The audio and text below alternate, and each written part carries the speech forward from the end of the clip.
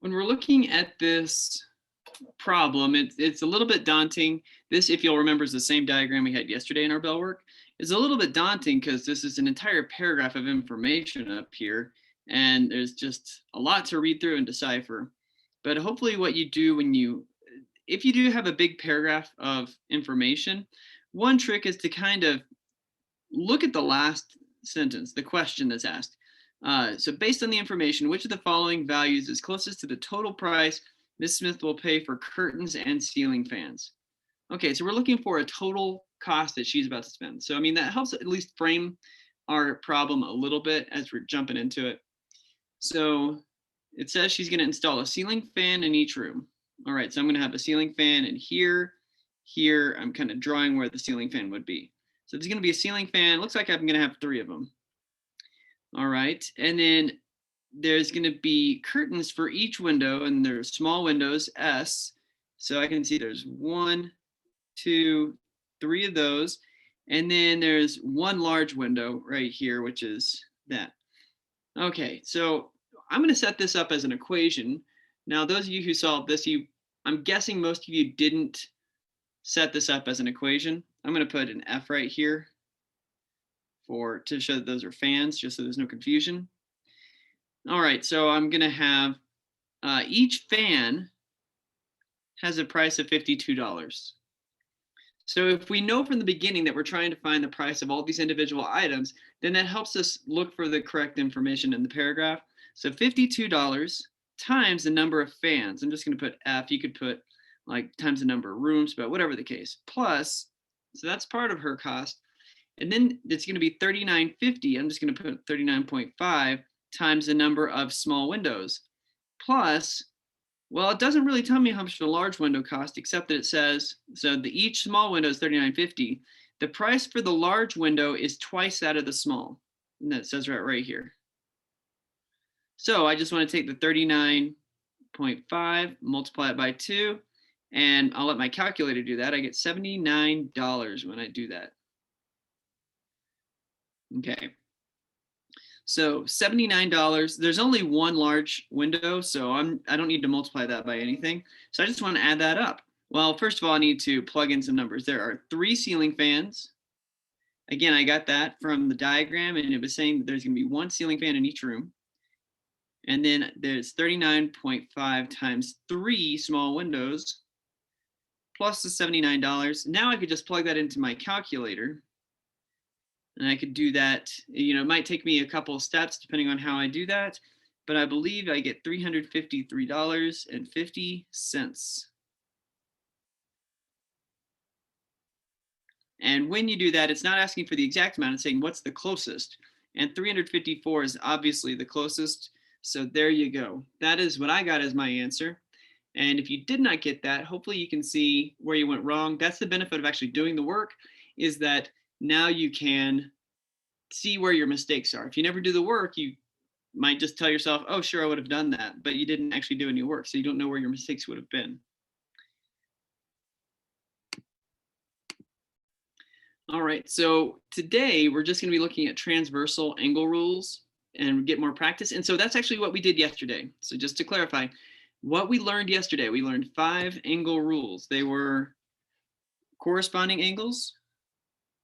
We learned about same side interior angles, same side exterior. So these two kind of are grouped together.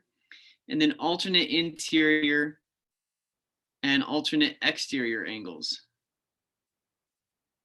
And these two are kind of grouped together. So really, if you want to think about it, there's only like 2 rules, and then we just need to determine if they're interior or exterior for the alternates of the same side.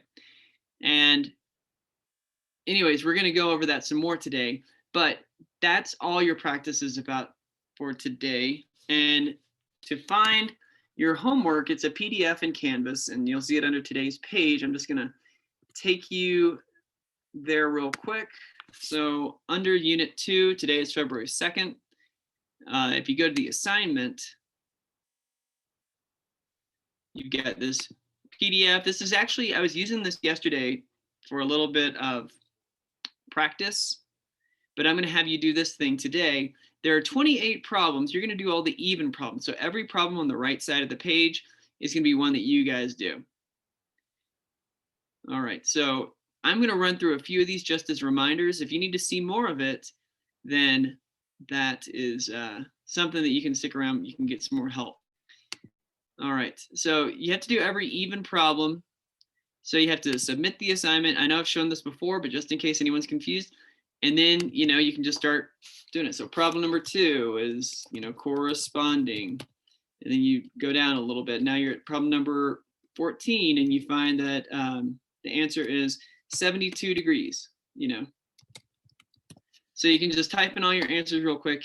You'll need to be able to show your work for it. You're not going to show your work on this homework, but you'll need to probably have some scratch paper, because when you do your test, you'll have to take a picture of your work and turn that in. So don't forget to be showing your work for yourself right now.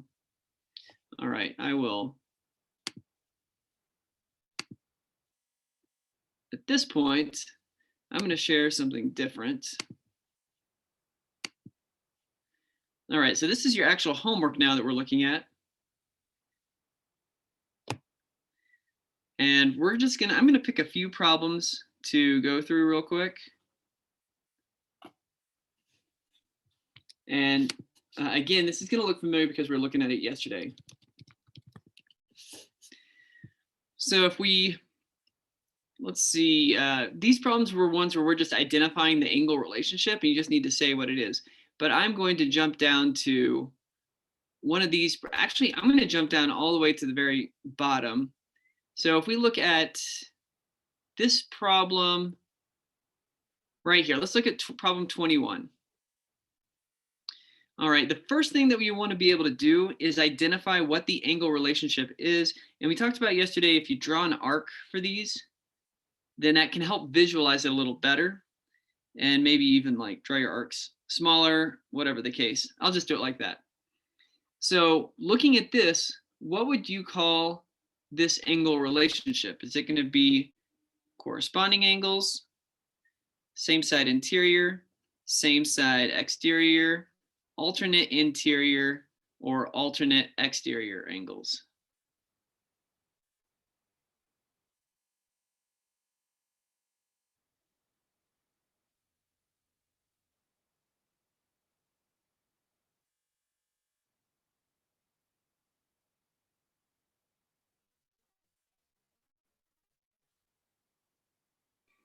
Alternate interior angles. There it is. Very good. Okay, and again, the names here should be big clues for you, and I'll just kind of group those together like that. Alternate means that one of our angles is on the right side of the transversal, and one of our angles is on the left side of the transversal. And that's exactly what we have going on here. So it's going to be one of these two, and we just need to determine, is it inside the parallel lines? And it looks like it is, in which case it's alternate interior. So if I use that kind of thought process, I determine that these are alternate interior angles. And are these two angles going to be congruent or supplementary?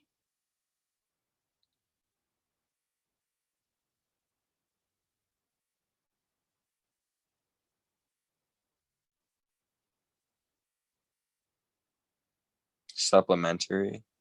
Supplementary. Well, that's actually not supplementary, but that's a good guess. So just to make sure that's clear, I'm going to write this equation two different ways. 8x minus 4 plus 60 equals 180. So notice that this is one of my angles, 8x minus 4, and 60 is my other angle. I could add these two together to get 180. That would mean that they're supplementary. If two angles add up to 180, they're supplementary. So it would be taking on this form right here. The other possibility is that they're congruent and that these two angles equal each other. So maybe it looks like this, 8x minus 4 equals 60. So between these two, which one seems more appropriate?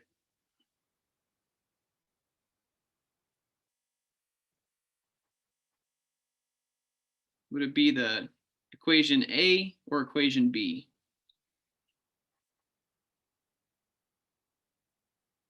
B. B. And B is actually the correct equation here. We wouldn't want to use this one. And when we say they're congruent, remember one of the things we talked about yesterday is if the angles appear to be the same measure, then they are. These are both acute angles.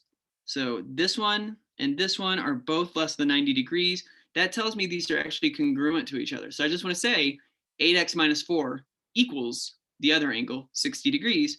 And now I have a basic equation I can solve. So I'm going to add 4 to both sides. And I get 8x equals 64, divide by 8, and x equals 8.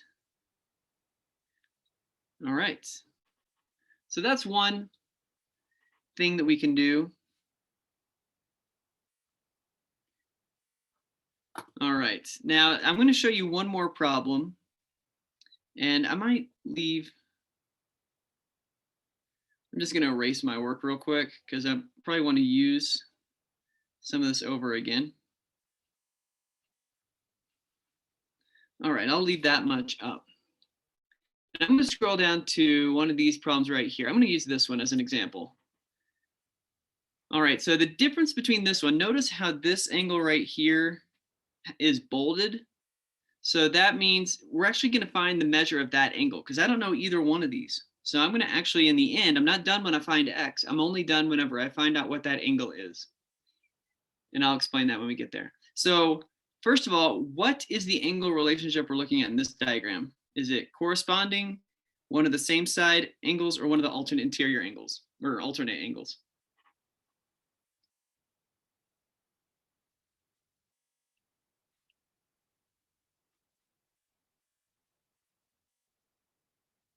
Corresponding angles. Corresponding. And the idea here, if I draw these arcs, this angle right here would map onto this one if I translated it down. And notice that we're not looking at interior or exterior, we're looking at both. We have one interior angle, one exterior angle. And so that means we're not looking at any of these. So it has to be corresponding right here. All right, so as I look at this, now are these two angles going to be congruent or supplementary?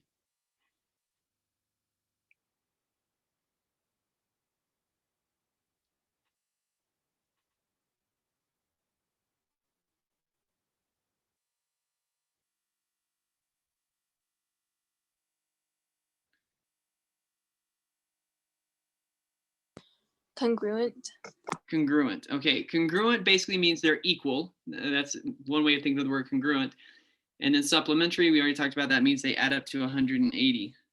And just as a reminder, I just erased it, but this is the symbol we also use for congruent. So you might say angle A is congruent to angle B. And that's a different way of saying the same thing right here. All right. So anyways, if they are congruent, I can set up my equation like this. I want it to be 6x equals 5x plus 10. Remember, the way that I could set this up that would be incorrect, and so make sure you're following along. This is an incorrect way of doing it. You could have accidentally set it up like this: 6x plus 5x plus 10 equals 180. If they were supplementary angles, we would want to set it up that way, but they're not supplementary, they're congruent. So we don't do this, we do it this way instead. Okay, so now that we've got the correct equation, I can just go through and solve it. This is actually really straightforward. I subtract 5x from both sides, so I can get all my x's together. 6x minus 5x, just x, equals 10. We're actually done. Okay, very simple. Except remember at the beginning I said, this one's a little different. We're not done yet. We know what x is, and we've done that correctly. But now we need to plug this back in to here, just for the last two problems on the page. So for you, it'll be problems 26 and 28. So I can plug the 10 in. I get 6 times 10. This is 60 degrees. That's my final answer. I'll double box that one. All right. Now I could go through more examples. If you need more help, I'm more than happy to go through more of these. But your homework is to do all the even problems on the page. So I will zoom out again. You can look at that. You've got all the problems in the right column that you need to do. So I highly recommend you work on that during class today. If you have any questions, you can come back with those questions. If I called your name earlier, please stick around. If you have any questions, stick around.